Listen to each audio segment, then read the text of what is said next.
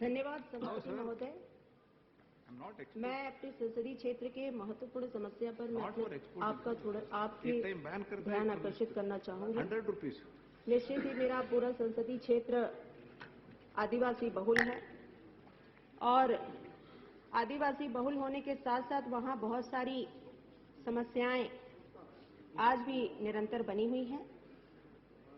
मध्य प्रदेश के बैतूल जिले में आज भी आदिवासी 80% से अधिक बहुल पूरा वनों पर और निचले गांव पर रहता है। निश्चित ही उनकी जिंदगी आज भी नरक से बदतर बनी हुई है। उनकी आर्थिक और सामाजिक स्थिति पर यदि हम ध्यान दें तो बहुत ही गंभीर स्थिति में आज भी वो अपना जीवन यापन करते हैं। थोड़े समय पहले निश्चित ही केंद्र सरकार के द्वारा उन आदिवासियों के लिए वन भूमि के पट्टे उन्होंने वितरित किए।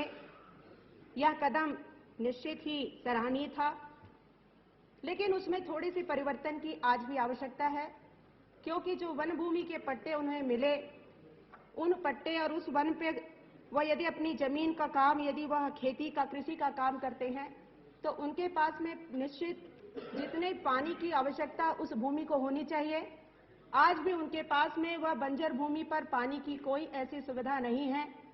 सिंचाई करने का कोई नियमित साधन नहीं है और इन कारण से वह वन भूमि के जो पट्टे केंद्र सरकार के द्वारा जो लाभ स्वरूप उन्हें दिए हैं, उनके जीवन को बदलने के लिए दिए हैं, उसमें उन्हें बदलने के लिए मेरी यही मांग है कि उस पर सिंचाई की एक निश्चित व्यवस्था के लिए वहां पे बड़े बड़े डैम का निर्माण होना चाहिए या छोटे डैम का भी निर्माण होता है तो उन आदिवासी की जमीन को एक निश्चित पानी का जो सिंचाई करने का साधन उपलब्ध हो सकता है।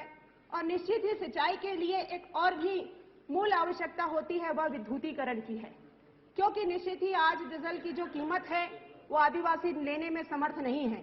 और यदि हम देखा जाए तो यदि विद्युतीकरण हो जाता है तो केंद्र सरकार के द्वारा जो उन्हें डीजल पंप दिए जाते हैं उसका भी वह उपयोग वो नहीं कर सकते हैं। तो मेरी यही मांग है कि निश्चित ही सिंचाई की प्रॉपर व्यवस्था हो और उस प्रॉपर व्यवस्था में विद्युतीकरण की भी व्यवस्था हो, ताकि वो वन भूमि के जो पट्टे उन्हें मिले हैं वो उसका पूरा लाभ ले सके, ताकि उनका जीवन बदल सके। और मैं यही मांग आपके द्वारा मैंने किया है। मुझे विश्वास है कि इन आदिवासियों को इसका लाभ केंद्र सरकार देगी। धन्यवाद। श्री